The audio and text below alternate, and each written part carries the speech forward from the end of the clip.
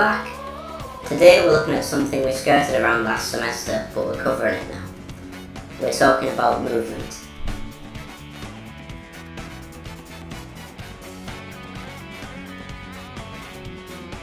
Movement is just as important as punching, as your movement is either going to make you easier or harder to hit.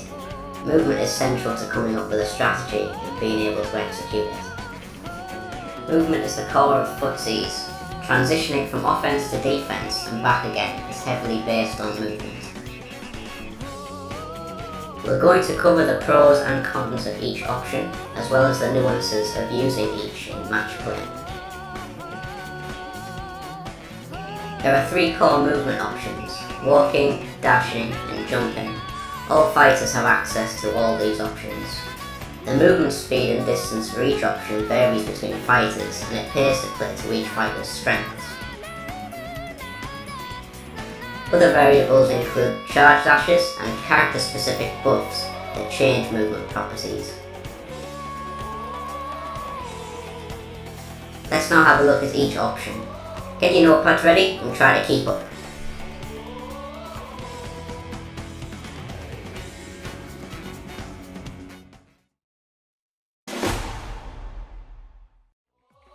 Walking allows you to move and have access to punching, guarding, dashing and jumping while still being a moving target.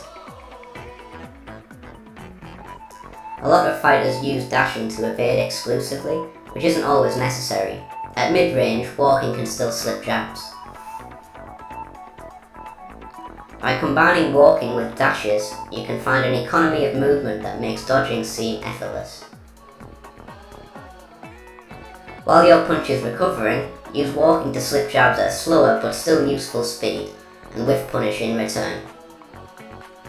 At close range, it can be a risk to use walking to evade due to its slower speed, compared to dashing and jumping. This in turn means opening yourself up to having a dash recovery punished.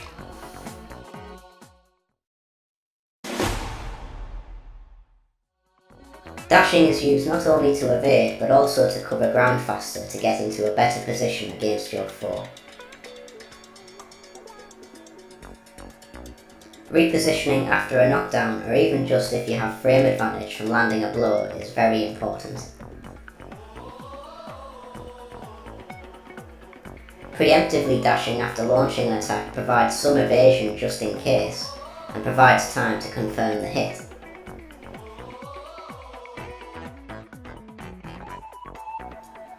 Charge dashes may seem more beneficial than regular dashes, but they leave your trailing arm exposed and recover slower. Characters like Kid Cobra can use their unique charge dash traits to turn defense into offense very quickly.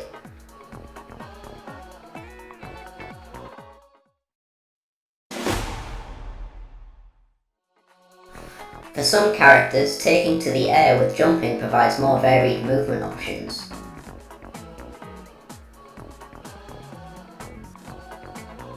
Jumping evades punches and throws to varying degrees. For Kid Cobra, his jump speed and range is preferred to dashing. Jumping has landing recovery, however. When landing, you cannot guard, dash or jump for some time, leaving you open. Do pay attention to how jumping can avoid status effects from ice and electric arms, along with there being no trail arm. As with all characters, jumping provides charge. Take advantage of this to vary your movement and be a hard target. Air dashes add extra mobility to jumps. They're great for maintaining altitude and can be combined with stage gimmicks. Even buff bruisers like Master Mummy can use stage gimmicks to move like a butterfly, a dangerous combo.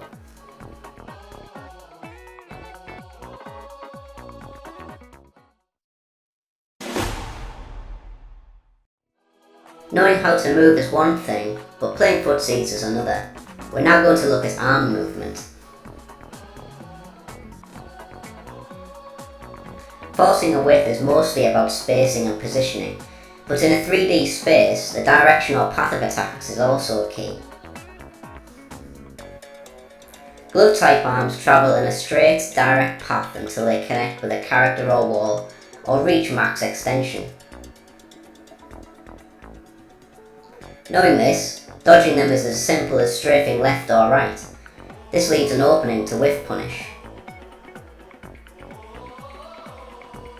It's worth noting that moving to the side that the arm was thrown from makes it easier to punish and harder to defend. Watch for the curve of glove-type arms. It may be slight, but it can be enough to catch predictable movement patterns. Boomerang-type arms cover side evades. To counter, try to react to the angle and dash forwards or backwards, and punish. Reacting to the angle is the key. If you blindly dash forward, you could eat a chakram right in the mush. Be careful. What you can do, your opponent can also do, so try not to overextend. Double punching leaves you wide open. Like any good pugilist, jab with one arm so you can still maintain your movement and defend with the other arm.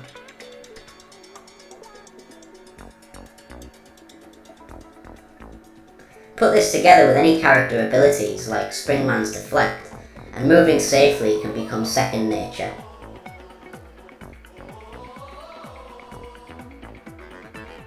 Movement advantages are cool and all, but if you pick the wrong angles to attack from, it won't get you far.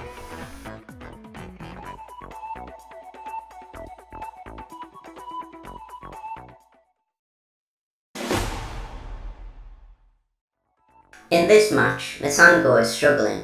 He has a good all-round arm combination, but he's getting peppered by Mechanica's homie.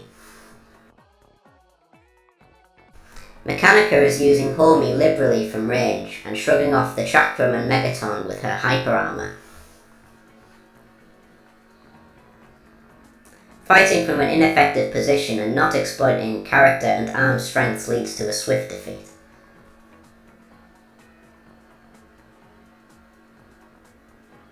Misango then adopts a more aggressive, bullying style to counter the long-range homie and overpower the revolver. By changing his position, Misango's arms became much more effective and difficult for Mechanica to deal with.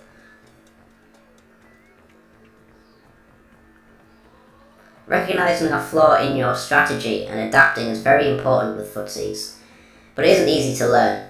Practice.